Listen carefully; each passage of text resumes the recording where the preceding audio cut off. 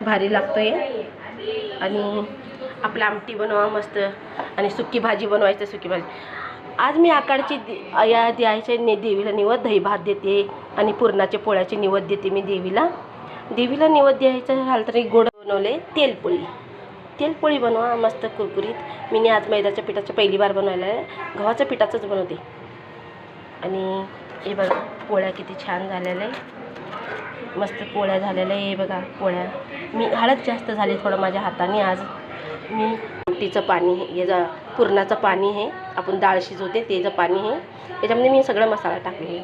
त्याच्यामध्ये टाकते मी खोबरं आणि याच्यामध्ये टाकले मी लसूण खोबरं कोथिंबीर आपलं अद्रक सगळं टाकलं, जिरा टाकलं आणि वाटून घेतली। मी ही फोडणीमध्ये देते।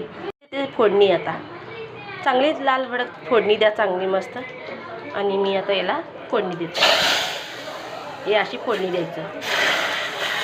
हे बघा फोडणी दिले मी, याच्यामध्ये थोडं मिरची पावडर टाकली, मस्त आमटी झाली। आमटी अशी करा खुशबू मस्त खुशबू येते।